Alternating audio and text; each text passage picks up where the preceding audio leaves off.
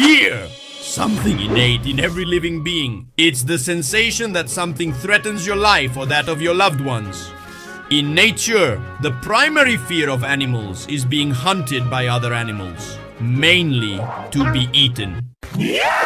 In the case of humanity, we have reached a point in the food chain where we no longer have real fear of being devoured by other animals in our daily lives. And although that hasn't stopped us from having fear, and in fact, there are thousands of types of fears, some more common than others. Hexacosioi, hexaconta, hexaphobia. What? The thing is, the living being we fear the most is other human beings, as they are the only ones who can equal us in threat. And something curious that happens to us is that we tend to enjoy experiencing fear in a simulated way. Pleasant chemical responses are activated in our brains when we expose ourselves to fear. This has been exploited throughout history through games, literature, theater, cinema, and of course, video games. But if we want something more powerful than humans, we have to invent it ourselves.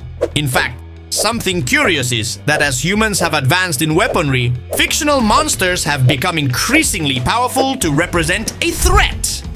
This is very evident in cinema, with the first monsters being simple things like Frankenstein, Dracula, or the Mummy. But as humans progressed from doing this to this, the monsters had to move from these to this. The case of video games is much more interesting. It is the only medium in which not only can situations and entities beyond reality be imagined, but they can also be interacted with. It's the closest thing we currently have to direct contact with fiction beyond.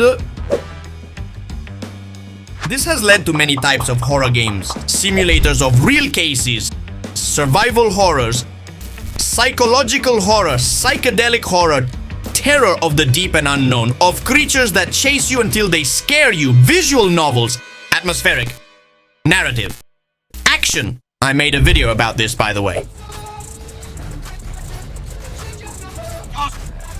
And from these comes fear and hunger. The best way I have to describe it is as the combination of all these genres taken to the next level. This analysis applies to both fear and hunger games, although I'm mainly going to focus on the second one since it's the one I consider more complete. It's the game that best manages to mix the sensations of terror, oppression, and intrigue that I have ever played. In most horror games, the terror revolves around exploiting a specific mechanic. Well, in Fear and Hunger, it covers all the bases exceptionally well.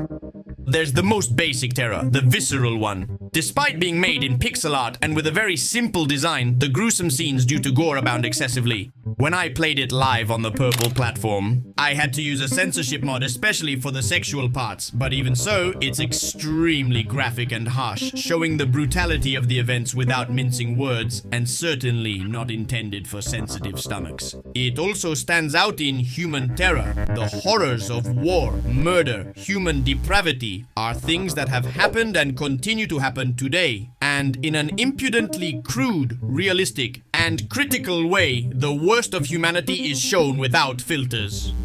And plays at a high level with fictional terror, monsters, macabre metamorphoses, nightmare beings, aberrant creations, whether by human or divine work, that twist what we know, distorting it until it becomes beings that we can imagine where they come from, and yet have little in common with their original form. It also has the element of the terrifying and silent enemy environment. You never know where there will be a trap, an insurmountable obstacle, an unknown element, a new place that disrupts everything you knew. A bed in a comfortable place can be your death sentence if you don't observe the signs. And then there's the terror of deities and higher forces beyond human understanding. Nothing is more frightening than the unknown, the unknowable and impossible to understand, in strange ways in which you can glimpse a certain direction but hardly discern the grand scheme of things. We are brutally struck without being able to remedy it.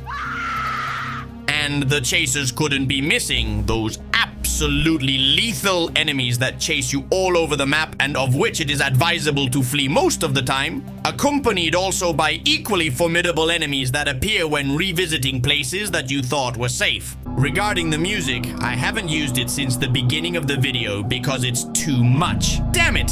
I swear it's made with all the possible bad vibes. I've never heard a soundtrack that consistently manages to convey the worst feelings. But believe me, it hits like a truck just when it can have the most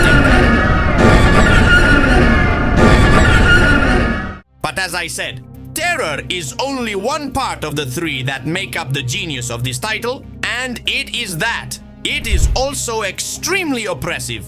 And this oppression comes from the fact that everything is a resource. First, obviously, health. It's very easy to lose it. Any mediocre enemy can delete you or leave you poisoned, bleeding, or infected until your death if you don't have the means to cure it.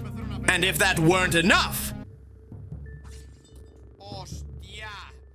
Yes, as soon as at the beginning of the story there are enemies that with just one stroke cut off an arm or leg, and since Piccolo isn't a playable character, the loss is permanent. And of course, losing limbs implies what you can imagine in real life. Not being able to use weapons, not being able to run, or not being able to walk and having to crawl on the ground. It doesn't matter if you have plus armor and full health. If you get hit head on with a chainsaw, well, that's it. Then, true to its name, characters will go hungry. About every 10 steps. It's crazy the amount of meals they have in a day. They consume 150% of their body mass in food every 24 hours.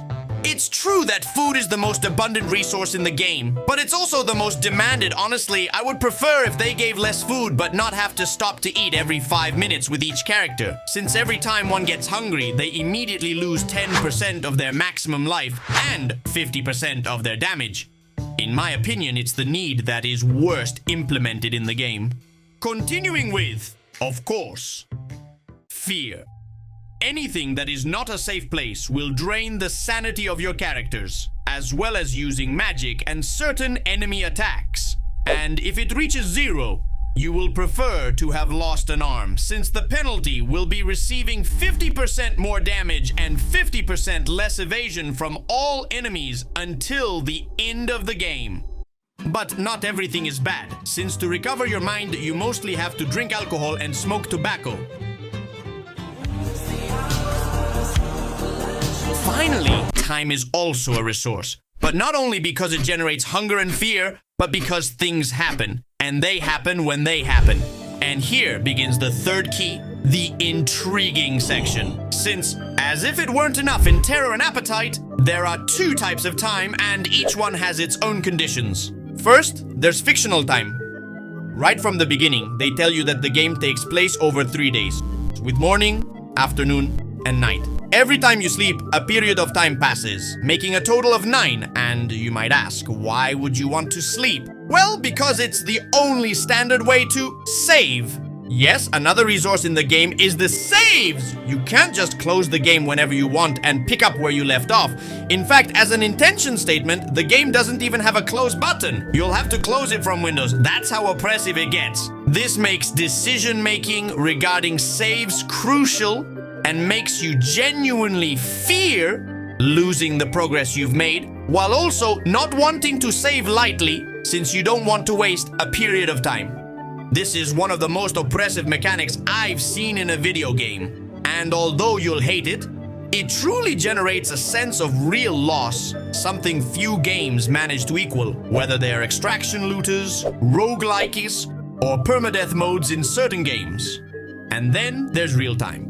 Let's say, where 1 second in real life is 1 second in the game. Everything starts on a train with 14 passengers. Once the train stops, unlike the vast majority of games, these passengers don't wait for you to be the engine of their lives to react and move. Rather, from minute 1, they make their own decisions based on their motivations, which you initially don't know, and they start moving around the map from one place to another. This is incredible, because it's excellently planned and makes each playthrough unique, depending on where you go, when you go, who you interact with, and how you interact. Each playthrough will be unique because what you do will affect what the other characters end up doing, who will also interact with each other. And in many situations, you'll encounter emergent events in which you can participate. Or not. With significant implications. I've only seen this level of detail done in Baldur's Gate 3, and that's saying something for an indie game made in RPG Maker. Additionally, the stories and personalities of each individual are very well written, and genuinely, in many cases, you'll want to know more about them.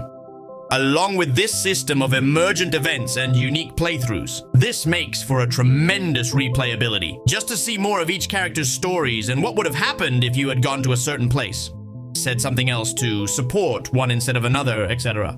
And so on. Besides, it's an absolute blast that at every screen and at every point of interest, you can press the T key, and the characters make comments not only about what they see and think, but also often have unique dialogues between them, depending on who you bring in the group. Seriously, take every opportunity you have for dialogue because there's immense and well-executed work there.